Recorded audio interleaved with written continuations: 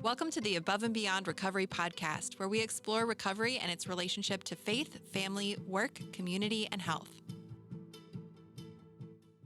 Hello, I'm Amber Didden, today's host of the Above and Beyond Recovery Podcast.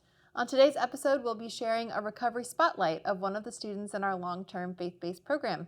Cassandra has been in recovery for 10 months, and we're looking forward to learning more about her journey. We hope that listening to her story will help you better understand the recovery journey and bring you hope. Cassandra, welcome to the show. Thank you for having me. Well, Cassandra, thanks again for joining us today. We like to have these spotlights where we talk to people who are in the recovery process at different parts in their journey. We've talked to people who are further along, people that are really brand new to it. And you and I were just talking a little bit before the show, and it sounds like you're kind of on the newer end of recovery. Yeah, I am. Teen Challenge is my first rehab. Okay. I'm about 10 months in the program, so 10 months of sobriety for me. I feel like this is the first time in my life where I've been proud of myself for accomplishing something. So let's get to know you a little bit. What was it like growing up for you? Growing up, my mom was an addict and my dad was an alcoholic. I'm from Erie, Pennsylvania. So growing up, it was hard. It was very hard. I'm the baby out of 8 siblings. Wow. Like when I was little, everyone would do everything for me. And a lot of my sisters, all except one, are like older than me. So they all grew up and went out of the house really fast. It was like everyone was there doing things for me. And then it was like there was no one. And my mom she had like 5 years of sobriety and it was nice. But right where she relapsed was when all my sisters were growing up and leaving the house.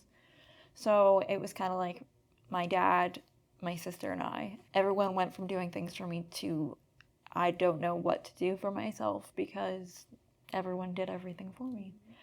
So it was really hard.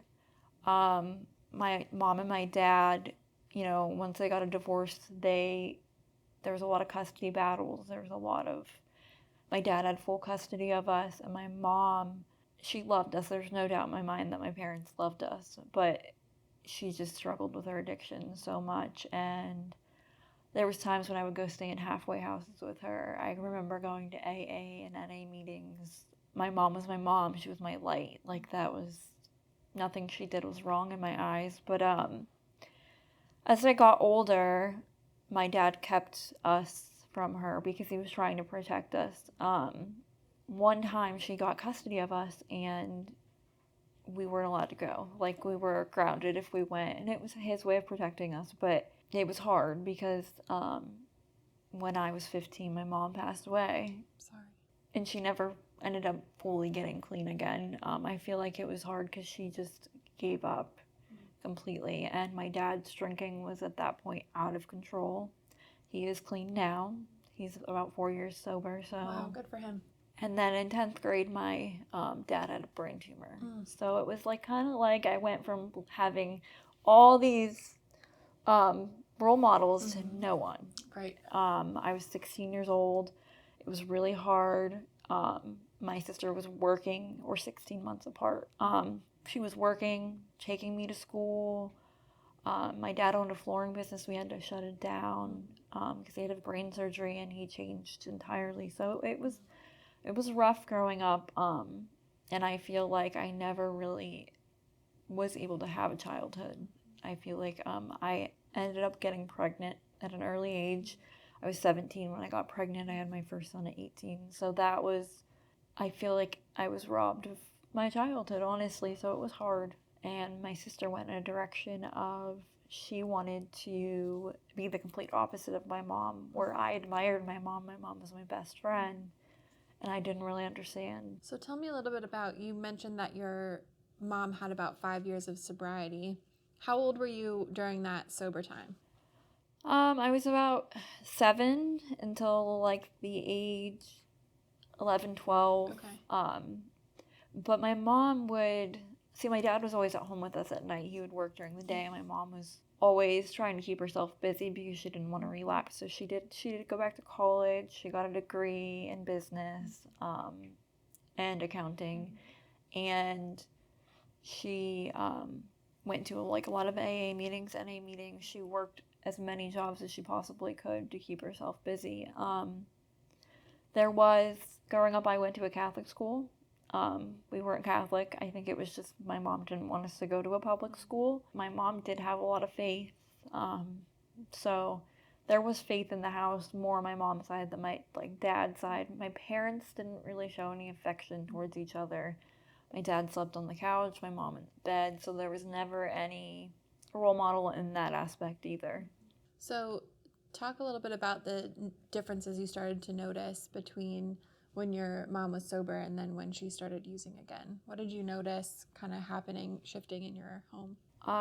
Well, my dad had no desire to let her be in the house when she was using, and my mom, when you're using, you get really skinny and malnourished, and it showed really fast. And what would happen is she would leave for months at a time, and she would surface at my grandma's house, her mom's house eventually. But my mom was a very loving, caring mom. She was there more. She just wanted what was best for us. And when you're in addiction, as much as you love your children, that addiction takes over. So she just wasn't there. She was sleeping a lot if I did see her. And my dad always said my mom had this personality change, My mom was always ready to just party. So it was like she would be in that mentality. And she was more of a friend when she was using than she was a mom. And then how old did you say you were when she passed away? 15. And then you had a baby when you were 17. A boy or a girl? Boy. A boy. So your son was born when you were 17. So talk to me a little bit about how your life changed at that point. Tucker was born, and I had no idea what I was doing. Most mothers do not. I feel like some things came natural, for sure. He was the love of my life. Mm-hmm. That was it. I've never loved anybody the way I loved my son. He was the light of my life. And I had been with someone at that point. He was really good. He was there. He was a great father to my son, and he still is. While I'm here in the program, I'm very grateful. We got married and we got divorced, but he has an amazing wife now. I'm very grateful for her. She has been able to step up where I fell short, so it's been nice. Wow. So your son was born at 17, and then what happened after that?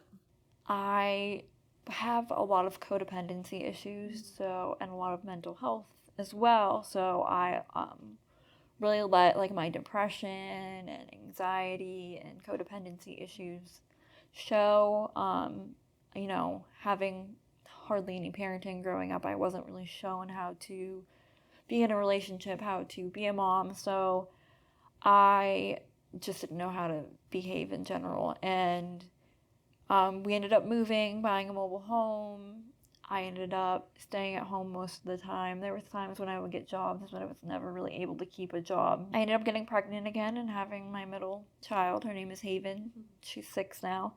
I had her when I was 21. She is my mini-me.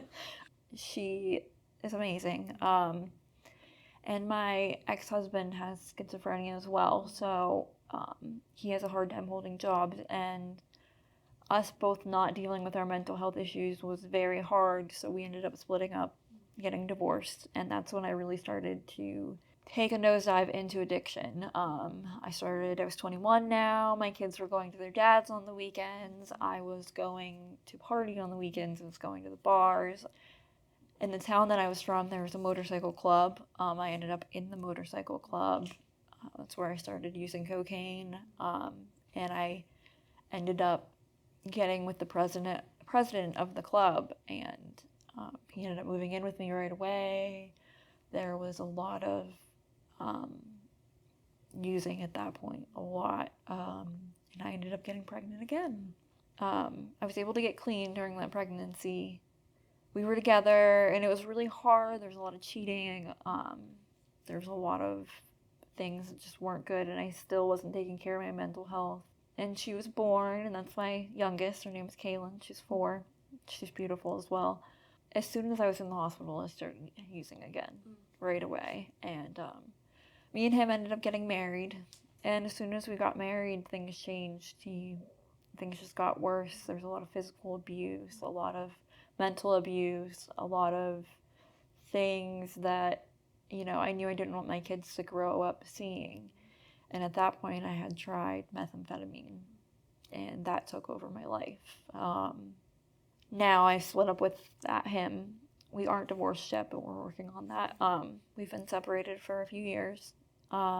He has my youngest daughter as well. My addiction just spiraled out of control from there. It was, my kids were going to their dads on the weekends again. I was involved with these other people from the motorcycle club that weren't the greatest people. So I was, you know what I mean? I liked to make money. I liked to use, and it got to a point where I needed more and more and more, and it just was never enough. It got to a point where, I couldn't live in my mobile home anymore. I had to get an apartment, so now I'm paying for both, and there was just no way I could do that. I was only seeing my kids now on the weekends.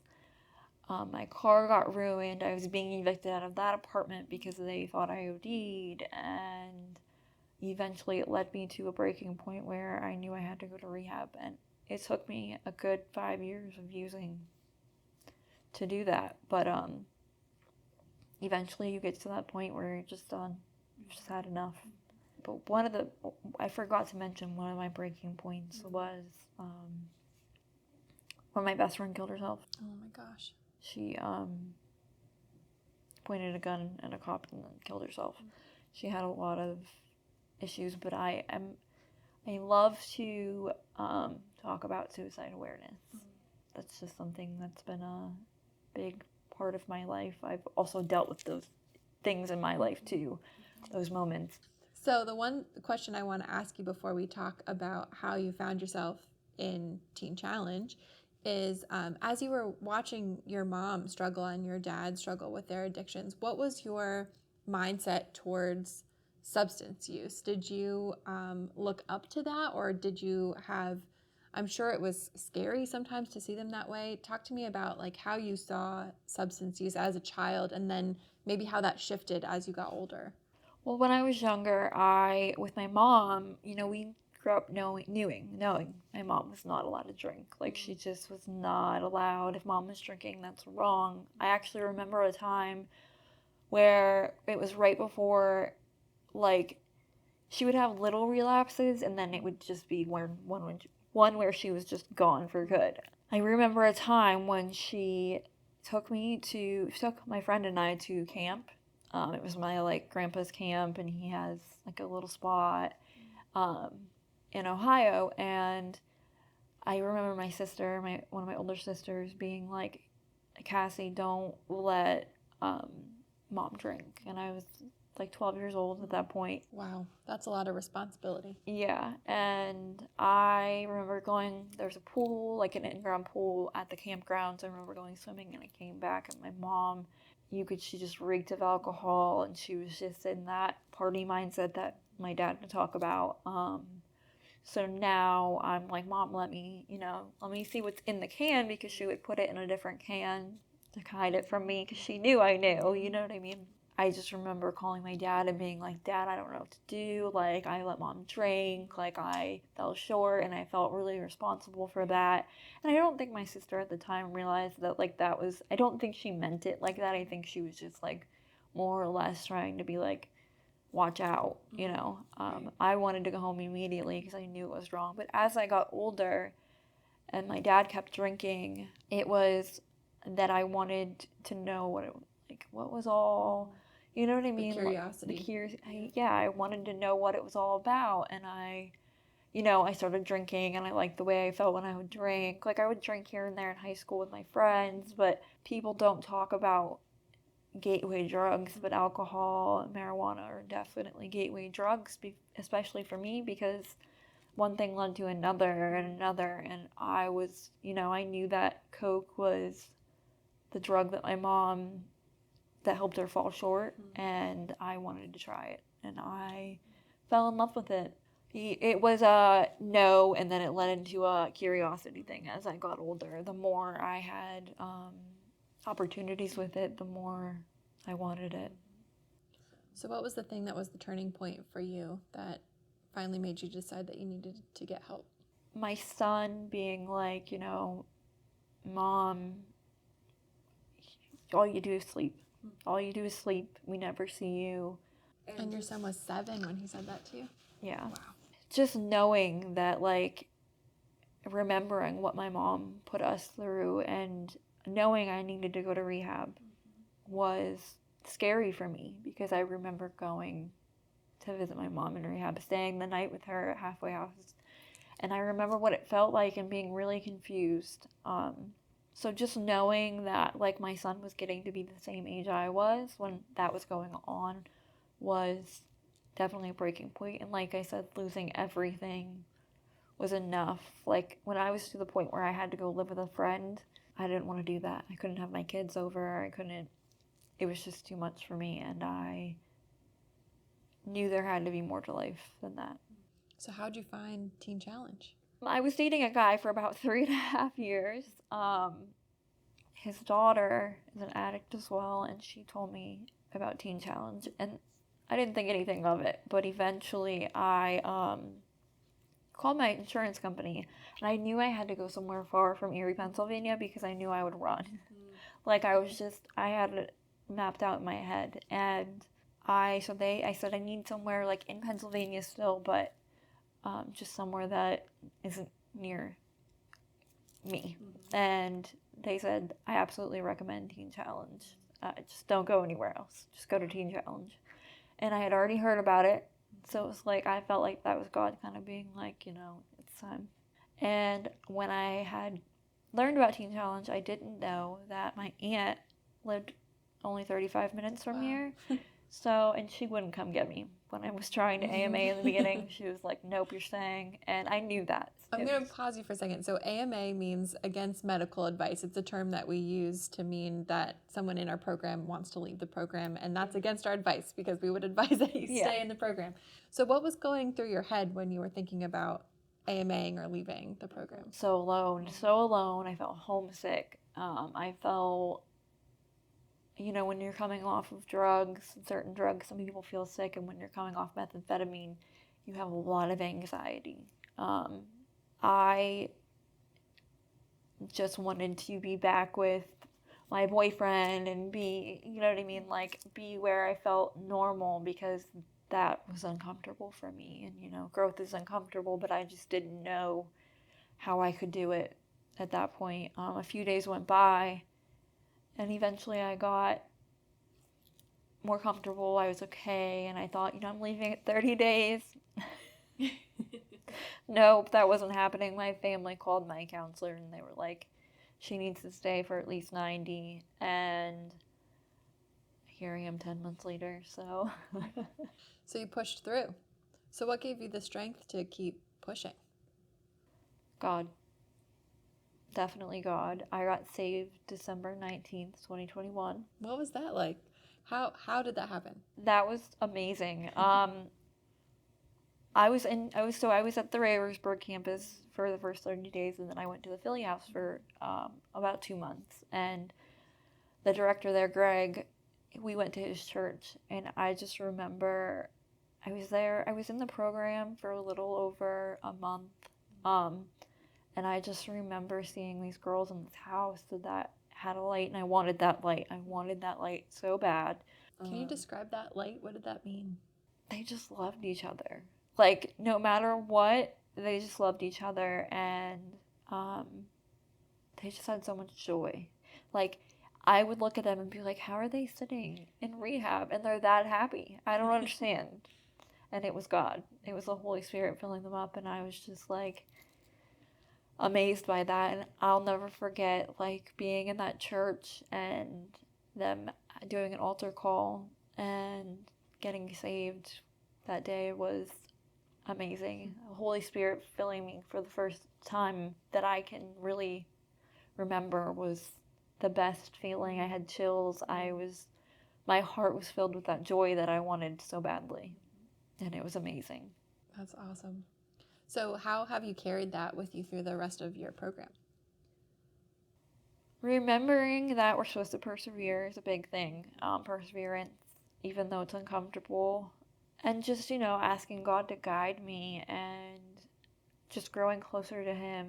I no longer felt lonely because of the relationship that I built with Him. I no longer, the sisters in the house became my sisters, family. Like, I call that place home. Having joy and just remembering even in the hard times, like, this is just a season. This is just a day, a bad day. Praising God through that, and He's been so faithful. And just all the little miracles that have happened in my life, even though my children are 6 hours away, God's made a way for me to not go longer than 2 months without seeing them throughout the entire program. And just so being grateful, remembering that things could be worse and that salvation is, just amazing. And my whole life is different. Looking back to a year ago, I was 100 pounds. It was scary. But just now knowing, like, how much my life has changed in the last 10 months is amazing. So, and, like, knowing things didn't happen overnight. Like, it took, and it still does, and it's still going to for the rest of my life. But every day, you're learning something new and putting in the effort, and just watching everything unfold, like, so in such a great way. Just being patient and watching the little miracles happen, like I said, and happening in time. And I feel like that taught me patience too. Like, okay, God, I know it's in your timing. I know I need to be patient because it's gonna be in your timing. And just knowing His will is way greater than any will I have of my own was definitely something that was a learning process for me, but it's helped me build my faith in Him. What are some of the tools that you've learned that you're going to take with you? Wait 30 minutes. What does that mean? What do you mean by wait 30 minutes? This more applies in here, but it also can apply, like, if you're in a state of relapse. Wait 30 minutes. Eventually, the thought of leaving or the thought of using will leave your mind. Just wait 30 more minutes is been a big thing for me, because there's so many times where I wanted to leave and I would just look at that clock and wait 30 minutes, and eventually I was able to come to a place where I'm like, okay, it was just a bad hour. Yeah. I don't need to leave. I don't need to go use. Another thing is praying, my faith in God, and just learning about what it is that you face daily, like, the demons in your mind, what you face on a daily basis. Like I said, codependency has been a very big struggle for me. So I read a lot about it and learn about it because I feel like when you know how to tackle it, you're going to come out way better. And I feel like that's something that I've been doing a lot, is reading about codependency, learning about how to overcome it, because it's been very hard. I had a moment last night. I have a 11-year-old son, and I had this moment of frustration with him, and I'm like, how do I change this behavior that he's having?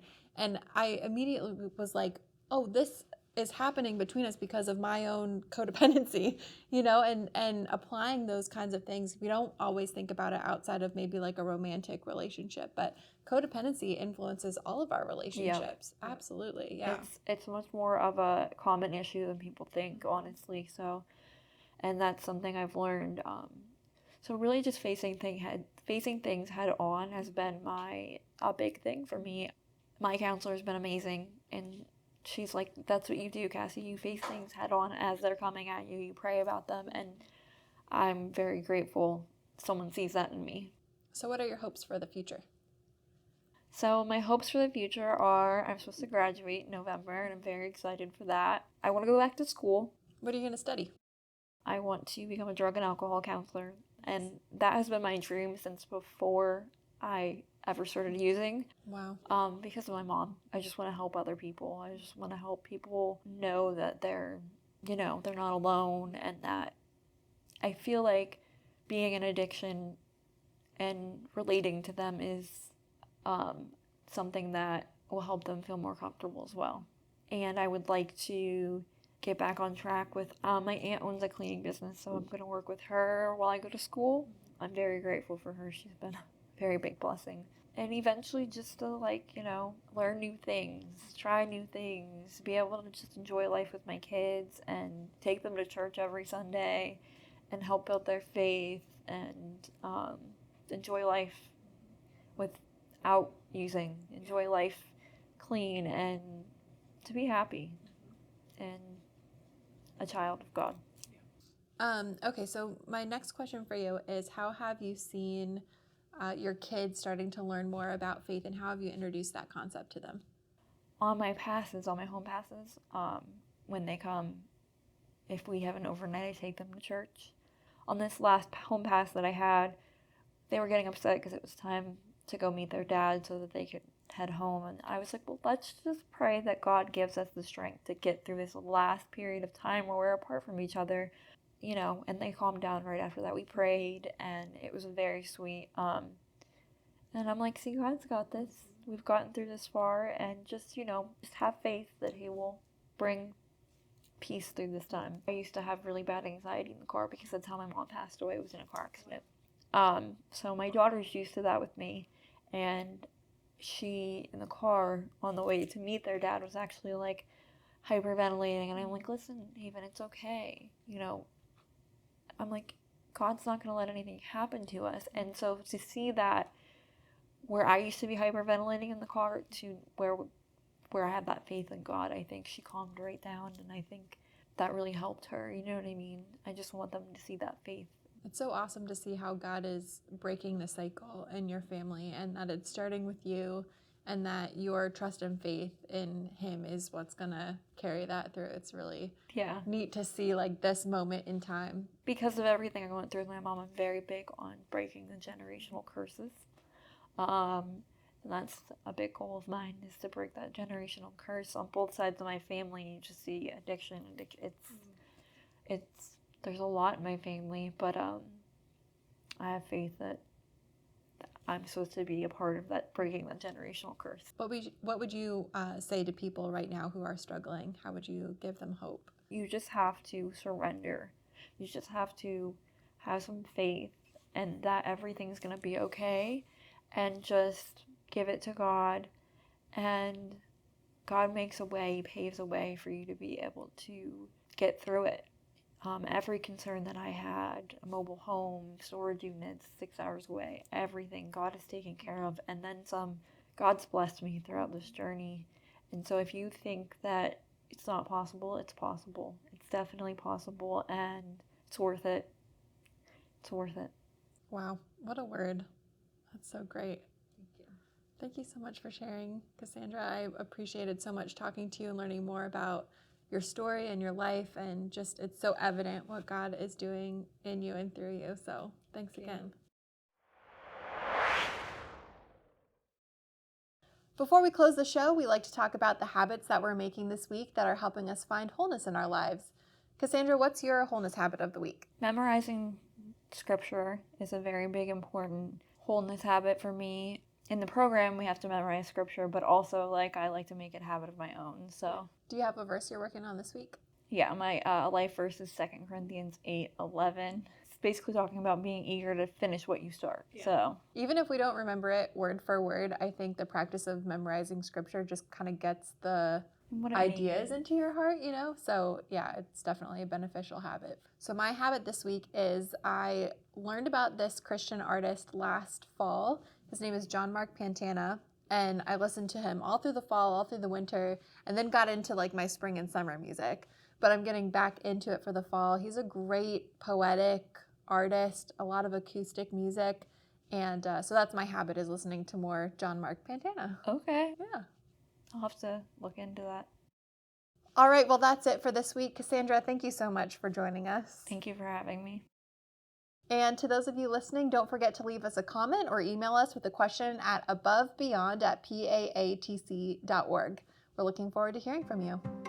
Thank you for joining us. The Above and Beyond Recovery podcast is a production of Pennsylvania Adult and Teen Challenge. If you or a loved one needs help with addiction, call us now at 844 888-888-8085 or find us online at paatc.org. That information is also in our show notes. Join us next time as we continue the conversation.